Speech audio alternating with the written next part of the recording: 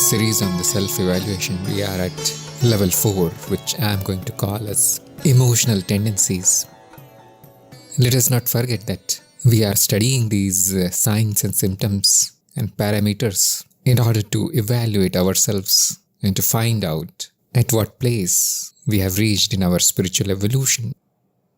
And these tendencies will be found in everybody. All the levels will be present in everyone.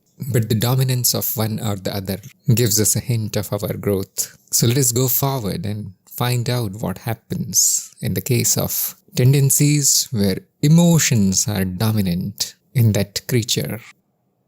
The behavior of such a person is mostly introverted. They are found to be either very happy or they are very sad. But mostly they are very peaceful. They do not cause any kind of trouble. They are in their own world most of the time. They are very, very sympathetic, which means they see the emotions in the other very clearly and they react to those emotions. They can read the emotions very nicely. Such people are very kind, and that is a consequence of being sympathetic. If I can see your pain, your sadness, that is mirrored in me, and then kindness is the result. And so they are very compassionate also. That makes them a little bit social, but not too much. They mix with people of their kind, and they are very, very picky about people because probably the lower tendencies or negativity in the emotions repels them very quickly. And if they are sad, they are going to avoid happy people also. So, birds of same feather. These people are very good in performing arts where emotions need to be expressed. For example, dance, acting, even comedy. Although they can do a good amount of poetry and literature also. And obviously these people are very moody. You cannot predict what will they say and how will they react to anything. The mood fluctuates very rapidly. Sometimes the same mood may stay for many days and then as if magic, they are back in their normal mood. So you cannot predict the behavior of this kind of person. The internal machinery of emotions is mostly governing the behavior, and that cannot be predicted. It can be the moon, it can be sun, it can be the temperature. Anything affects the emotions, and according to that, the behavior will change. They usually do not mingle with people, but they will come to you only when you understand their feelings and where they feel very safe expressing themselves. Their speech is very sweet. They avoid hurting other people. They try to say good things. They try to say positive things, even if they are not happy. But some of them may start complaining often, especially if too many desires are left unfulfilled. The emotions, they give rise to complaining, nagging behavior. They prefer to gossip with selected people, and their gossip is mostly about how they feel rather than about situations or events. Their speech is sometimes very poetic. They use beautiful words in the speech. They do not really bother about making themselves clear. As long as it is dripping with emotion, it is okay. And such people are very romantic. The finer emotions, they know how to express them in speech. They form a very, very pleasing company. Even if they are sad, they are good to be with. It's not that you will like the sadness, but you will not be repelled by the emotion there. And if they are happy, they spread the happiness.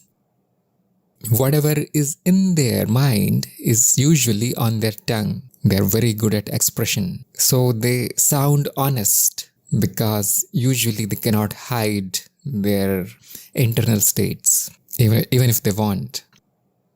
It comes out in one or the other form, sooner or later. So in this way, they are a little bit transparent compared to other kinds. Even if they don't want to tell what they are thinking, the non-verbal communication gives it away. They cannot hide their facial expressions or bodily expression. The gesture or the pose in which they are sitting or standing, it communicates a lot. Because as you know, the emotions, they show up in the body. We need not say it, the body says it all. So they are good at non-verbal communication, expressing themselves using the body, whole of the body. And they are also good at reading the non-verbal communication from others. They can read even the tiniest battling of eyelids. They know many things from that. It does not matter from what kind of topic you start the conversation. They will come back to what they like or dislike about things or some or the other emotional matter. They are not at all interested in plain boring worldly stuff or the intellectual dry talk. They need a lot of juice in their talk in order to remain attentive. Otherwise, they fluctuate a lot. Without warning, they change topics. And for some people, it is kind of irritating. Or sometimes they ramble on with a symphony of emotions. It is very interesting, but otherwise they are mostly silent. If you examine the thought of such a person who is at the emotional level, who is displaying the emotional tendencies, you will find that thinking is next to nothing. Especially the intellectual thoughts are absent. Whatever they call thinking is actually a play of emotions and feelings.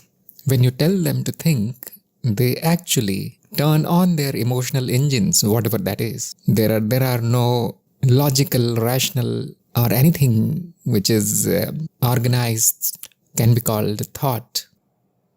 These people are especially bad in maths because you cannot think with emotions in maths. And because they cannot arrive at any conclusions quickly, they are indecisive. They cannot plan things properly. Somebody else needs to plan their trip or something like this. Otherwise, they make major errors. You will find their way of working is also a little bit disordered. Without planning, without decision making, there is no option but to act on impulses and desires. They do whatever their next impulse is telling them to do. And it looks like very childish behavior and immature behavior. They do not even stop sometimes, say things or do things because, as we know, emotions are the driving force that drives the actions. Thinking usually does not drive the action. Thinking provides you with a solution of some kind. Only the desires have the power or the emotions have the power to drive the body. And in these kind of people, there is a short circuit. They simply act on whatever the impulses are present. So they make a lot of errors in their lives. Their lives are usually hit and trial. Their choices depend on the feelings. What feels okay, they choose it. And it's not bad because I think almost everybody does that. But then they suffer major losses, especially in terms of relations and finances. You can choose a book or a music based on your feelings, but you cannot buy a property or marry somebody based on feelings. So there is no delay between action and thought. Most of their desires are irrational. I want to do this. Why? Because I want to do this. This is how the rationality is computed. The thought will consist of fear and negativity many times. And the fear and negativity is felt. It is not that they are thinking about fear or negative thoughts. It is felt in the entire body. So I am afraid or I am disturbed. These states are very tangible. Their identification with the body is huge because of this. Because there is no protective layer of intellect to protect them from emotional activity. They are irrational and illogical. So they are not found in these places of decision making. They are found in probably entertainment business or serving or something like this. Because of the cyclonic emotions, they lack attention. They cannot attend to one thing for long. That shows up in their bodies. But as soon as the situation is emotional, as soon as they see somebody crying or laughing or celebrating or angry or fearful, the whole of their attention is taken by that event. The attention goes there where there is emotion. And you will find them looking at that scene with full attention, wide-eyed, where anybody else would simply walk away. They are stuck to that scene. Otherwise, they don't want to attend to anything. They form a relation only when they get emotional fulfillment. Unlike the other classes, the relation is not for money or support, probably it is, but they also demand emotional fulfillment. Will this man make me happy? Will this boy make me laugh? Does he understand my finer emotions? Does he care about my likes and dislikes? Or do they match or not? I like this color, whether the other person likes the color or not. And these are the criteria to form relations. These people are mostly monogamous. They are faithful only till it lasts. As soon as the emotions dry out, all these seemingly good traits are dropped. Now you cannot trust them. They have the correct justification for their behavior. I am not happy with that person, which is probably a big issue from their point of view. And I agree with that. Relations are mostly emotional in nature, and if there is no emotion there, there is no relation. Everybody will agree with this. So the faith depends on how much juice the relation has. Otherwise, it's almost no relation. They may stick to somebody for survival, for example, or security, but they don't really feel the relation there. And obviously, they're not happy about this.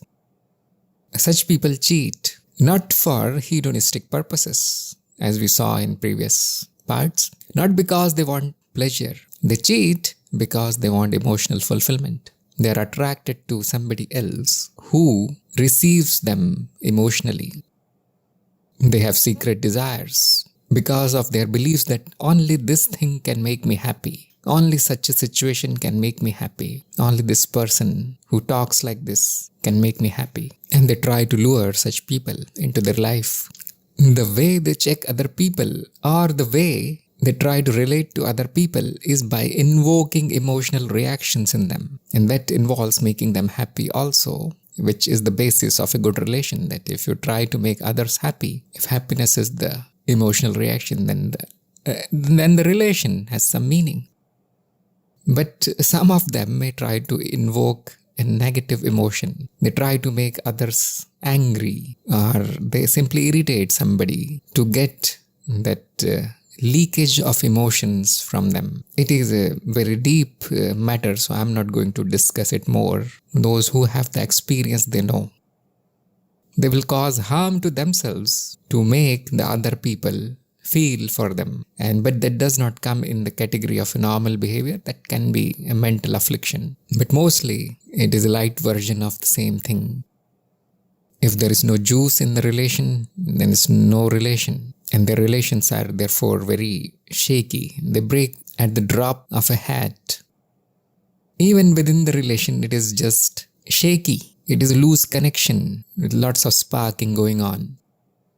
If you take a look at their entertainment, they like drama, they like gossip of all kinds, they like romantic stories. There is tons of books written for such people that evoke the emotions. And obviously they like music.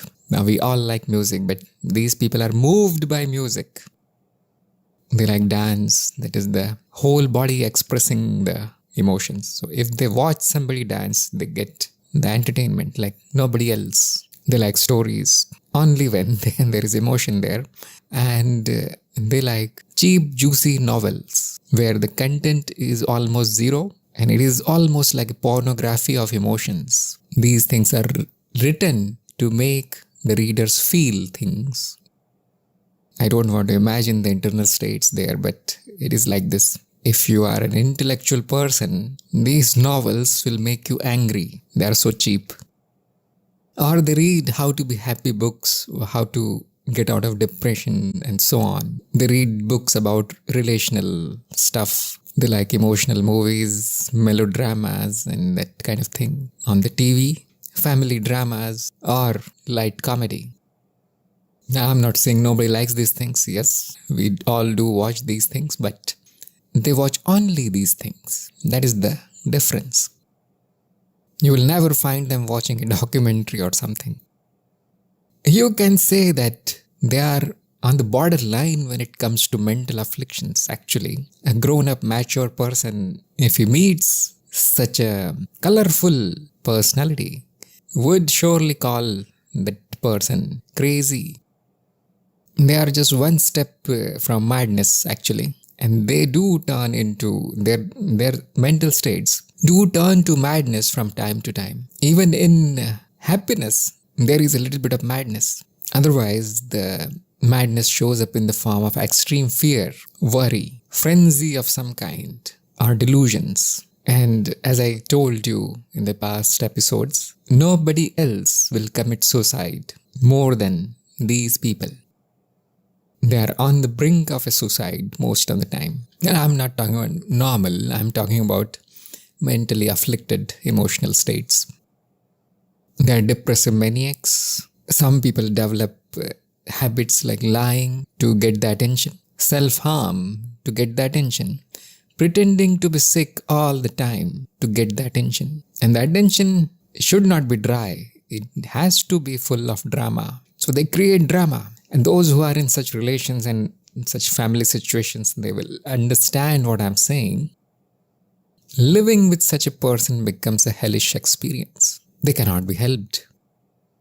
Some people, because of their intellectual incapability, cannot get good jobs. They cannot do any work properly. If they are not an artist or poet or that kind of person, and nobody pays these people these days, they turn to crime. These form the category of the very infamous psychopathic criminals who kill for no reason, who will blow up a place without any reason, not for money, not for enmity. They are completely mad. Such people are full of jealousy. If anybody else is happy and they are not, it is not that they will feel happiness, they feel jealousy. I'm talking about affliction here. Normally they would feel happy. In the jealousy, they act very stupidly. Stupidity is their hallmark when this state becomes afflicted, and there are more mental issues like self-pity and many things. You will find big fat books on the psychology of afflicted emotions. Fortunately, some of them can be treated and then they get back into their normal lives, dominated by emotions, of course. The stupidity is, I've kept it under mental afflictions because usually these people are very smart. They know a few things. But there is complete absence of any understanding of what the intelligence means. I have seen this is kind of very strange. As if the emotions block any kind of light. There is no cure of this kind of stupidity. Even if they are highly intelligent, which can happen many times, the intelligence is actually covered up by the emotions. They don't make use of the intelligence. So a lot can be said about these symptoms, but you probably get the point here. You get a good idea about how to identify emotional issues in yourself and others. We all have these tendencies. We all have emotions. There's nothing wrong in that. But if they are afflicted, and if there is nothing else in your life except laughing, crying, and reading cheap novels, very cheap novels, then you're stuck at this level. The emotions are like spices in a dish. Too much of it, you cannot eat it. Too little is just plain, bland food. Nobody likes it. So just the right mix. Everybody should have the emotions. The spiritual path does not tell you to kill the emotions. It simply tells you to balance them, enjoy them. Whenever there is sadness, it is perfectly natural. There is no need to worry that, oh, I became sad, therefore I am not spiritual. That's not the good criteria. You become sad, you know what it is, and you let it be there till it wants to be there, and then it will go away like any other emotion. Emotions are very fast, although slower than thoughts, but they don't last. So you will need to find long-term signs of stuckness at this level. Do not judge too quickly because you got angry today. It's okay, it's okay. We don't want to turn into a robot of some kind because I am spiritual. So what are the suggested paths? My recommendation would be the path of action, because actions are going to balance out the emotions. You will need to act and then you will need to think. And if it is service, the emotions take a back seat, because when it is about you, the emotions are very strong. When it is about the other, there is a scope of rationality there. But if that's not possible, then the path of energies is the best for such people, because energies react to emotions very quickly. Hatha Yoga, Kriya Yoga, Ashtanga Yoga. Probably they won't be able to do Ashtanga, but they can try. But the path of energies will be surely very effective. If these things cannot be done for some reason, by the way, the path of energies should not be taken if there are mental afflictions. It can become really dirty there. So such people should simply surrender, take a devotional path. And you need not worship on a devotional path, simply surrender. There is no one to worship. Because these people have sympathy or they are empathetic, the path of service is the recommended path. They can serve without expecting anything. But the problem here is you should not become attached to that which you are serving. So because, you see, service is about others, it can bring a balance. It can cause you to evolve to the next level, or you simply wait for the maturity to come in, because you see, most of the emotions are governed by chemicals in the body. That is very strange, but it happens. Till the age of about 30 to 35, the body is being governed by chemicals in the blood. That is called the hormones. They cause all this kind of emotional drama. So you simply wait. You simply wait for the natural process to complete. And by the age of 40, probably it will be complete. And there will be a little bit of maturity there. You will be more open to other paths. And probably for the first time in your life, you will start understanding what the teacher is saying.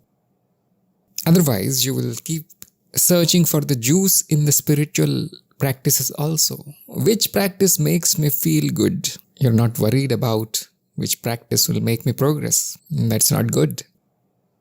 And I've seen people stuck there for many years because they are looking for bliss in the body. There is no point of having bliss in the body. There is no point in having pleasant emotions. The point is to find that which does not require emotions, which is always blissful. And the emotions don't let them reach that height.